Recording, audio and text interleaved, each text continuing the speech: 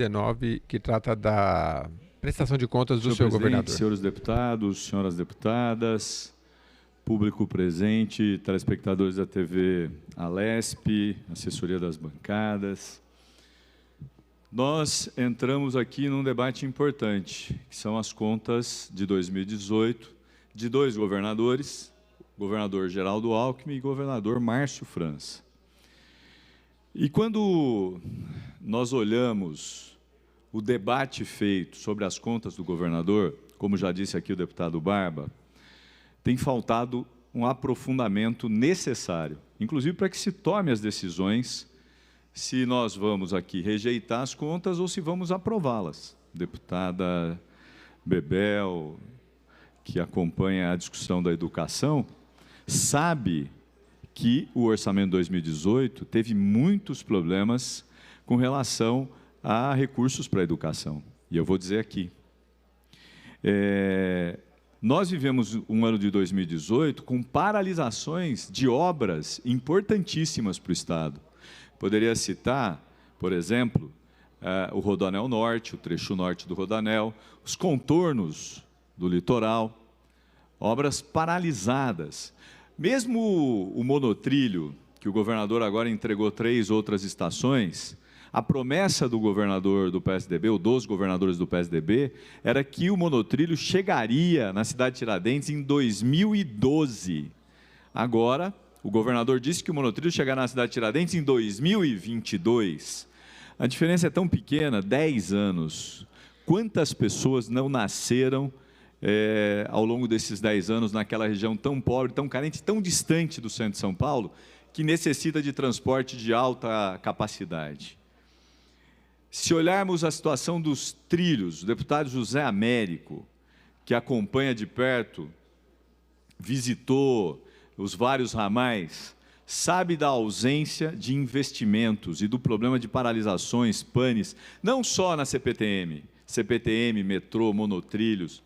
Esse é um governo das paralisações. 2018 foi um ano em que as obras pararam, em que o metrô, em que a CPTM também pararam. Pior do que isso, o debate feito na Comissão de Finanças e Orçamento acabou sendo um debate insuficiente para que a gente pudesse, de fato, aprofundar os problemas nas contas do governador 2018. O próprio Ministério Público de Contas indicou várias irregularidades, várias. Depois vamos citar aqui, várias. Mas mesmo assim, o relatório favorável às contas foi aprovado. Sei que esse relatório não contou com o voto do Novo, do deputado Melão, que tinha uma posição contrária. Agora, é preciso que se discuta aqui com os outros parlamentares, porque nós vamos dar ao governador um selo, uma chancela, de que as contas estão corretas, o que não é verdade. O que não é verdade. E nós poderíamos aproveitar aqui a oportunidade que nos é dado todos os anos, para que a gente pudesse aprofundar esse debate. Para que a gente pudesse perguntar, deputada Bebel, quanto o governo deixou de gastar na educação, ou quanto deixou de aplicar no Fundeb. Pior, o governo do PSDB continua com uma prática de impedir a transparência no caso das desonerações.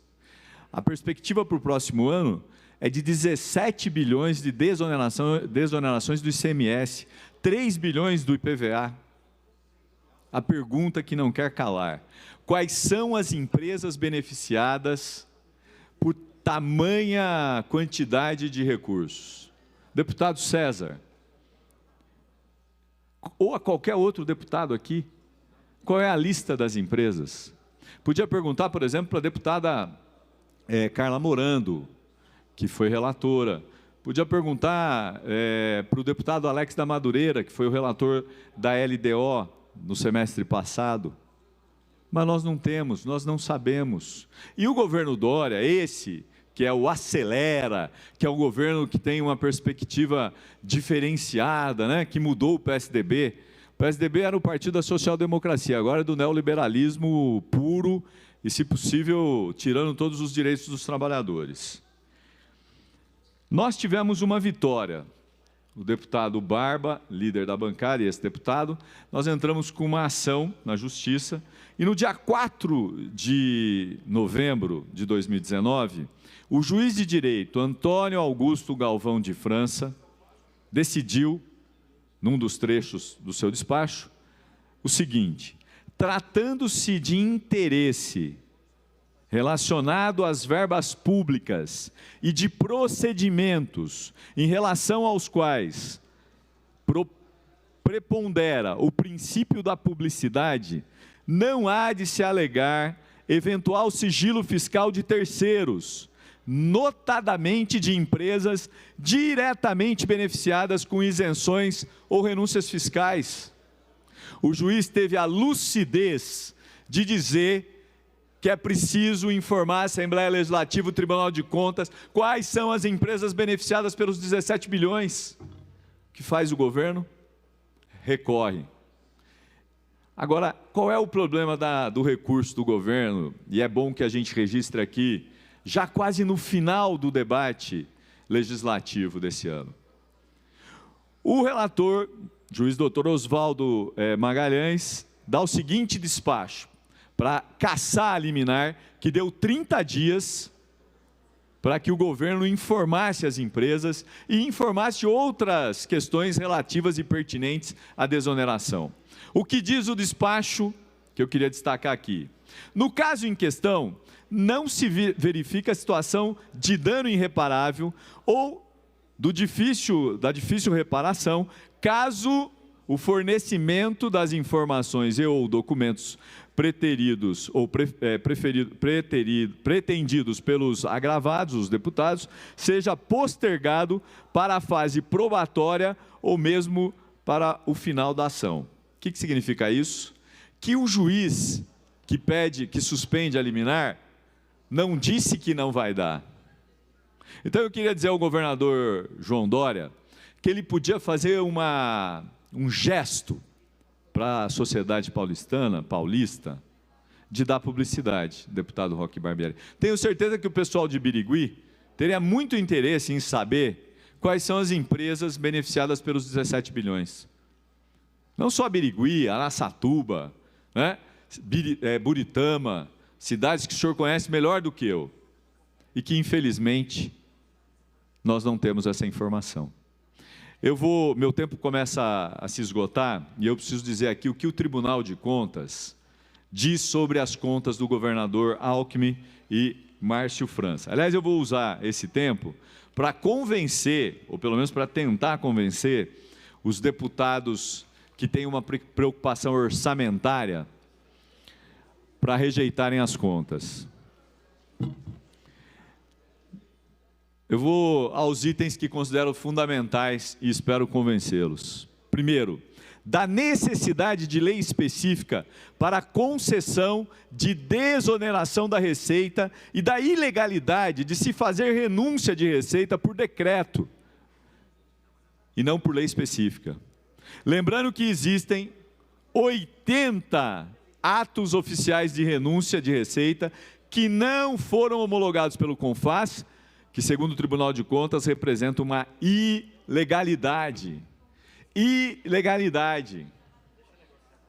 O próprio Ministério Público de Contas aponta que a concessão de benefícios fiscais relativos ao ICMS por decreto do governador, sem trâmite pelo Poder Legislativo e edição de lei específica, em desacordo com o artigo 150, parágrafo 6º da Constituição Federal e artigo 163, parágrafo 6º da Constituição Estadual, da falta de apontar quais medidas de compensação serão realizadas devido à renúncia de receitas, além de informar os benefícios gerados para a sociedade, como empregos. Deputados, a falta de transparência é enorme e a recomendação de legalidade é clara. A necessidade de compatibilizar os valores de renúncia de receita previstos na LDO, que são maiores do que constam da lei orçamentária. Aqui há um claro desacordo com a legislação. além de um demonstrativo regionalizado da renúncia da Receita, que não existe. Deputado Estevão Galvão, que é um decano, assim como o deputado Engler, até quando nós vamos nos submeter a essa lógica perversa que permite os governos do PSDB de plantão a aprovarem aqui as suas contas com as ilegalidades apontadas pelo Tribunal de Contas e pelo Ministério Público de Contas? O Ministério Público de Contas aponta para o descumprimento de 12 recomendações e um alerta de anos anteriores. Entre elas, a que trata que o prazo constitucional para pagar os estoques de precatório não será cumprido até 2024. Vários deputados aqui estavam preocupados com os precatórios, com a famigerada lei que foi aprovada aqui, que tirou daqueles que precisavam um valor mínimo, que reduz de 30 para 11. Conforme o prazo previsto no artigo 101 do ato das disposições constitucionais transitórias, na redação dada pela Emenda Constitucional 99/2017. A responsabilidade do governo estadual pela não aplicação dos 30% em educação, sendo que excluídos os gastos com aposentadoria, como compreende a Procuradoria da República, que no exercício em análise representou a não aplicação, deputada Bebel, de 9,8 bilhões neste exercício. E entre 2007 e 2018, essa quantia chegou a 81 bilhões, deputada Isa Pena. 81 bilhões não aplicados na educação. E essa Assembleia, um ano após o outro, vem aprovando as contas do governador.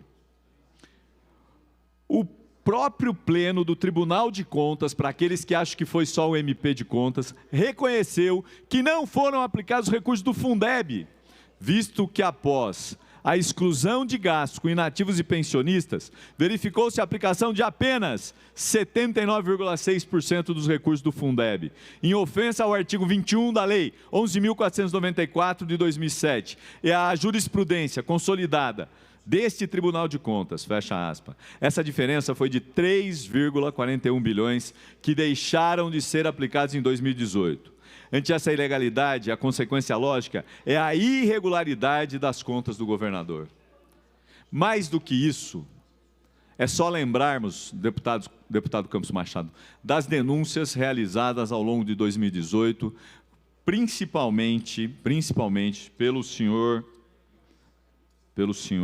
eu vou aqui dar o nome dele, o deputado José Américo é um grande conhecedor, pelo senhor Sérgio Correia Brasil, um dos delatores das falcatruas envolvendo os consórcios, as empresas que estão citadas nas denúncias, a questão dos laranjas, que citam em especial as linhas 2 verde, linha 5 lilás e 6 laranja, além de outras denúncias que foram realizadas. Cabe agora aqui a nós, deputada Alessi Brandão, tomarmos uma decisão. Se essa Assembleia vai ter a capacidade, depois de um relatório feito pelo Ministério Público de Contas, referendado nesse aspecto do Fundeb pelo Tribunal de Contas, apesar do Tribunal de Contas ter aprovado, mas nós não podemos apagar aquilo que está escrito, aquilo que o Ministério de Contas escreveu e aquilo que o Tribunal recomendou. Cabe agora a nós, deputados e deputadas, decidirmos se vamos dar o selo aprovando as contas do governador, ou se nós vamos aproveitar o final do ano, deputada Bebel, para deixar de recuperação, ou para não aprová-los, para que eles aprendam a executar o orçamento a partir dos ditames da lei. E não da forma como eles querem, do jeito que eles querem, como eles querem. Aliás, é bom sempre lembrar aqui, essa forma é a pior possível. Quando você desrespeita as normas constitucionais, quando você desrespeita regimento, o único fim é impedir que continue tramitando os processos no Legislativo e no Executivo. Por isso, cabe aqui a cada um de nós, em especial aqueles deputados que se preocupam com a execução orçamentária, dar um voto não, rejeitando as contas dos governadores Alckmin e Márcio França. Até porque, se não fizermos isso, nós vamos continuar, no próximo ano, discutindo as contas do governador João Dória. Até porque é uma lei aprovada ainda na gestão do então deputado Vanderlei Macris, de que, ao final de cada ano, é preciso que se vote as contas do ano anterior. Então, agora, as contas dos dois governadores, do que era vice do governador, estão nas nossas mãos.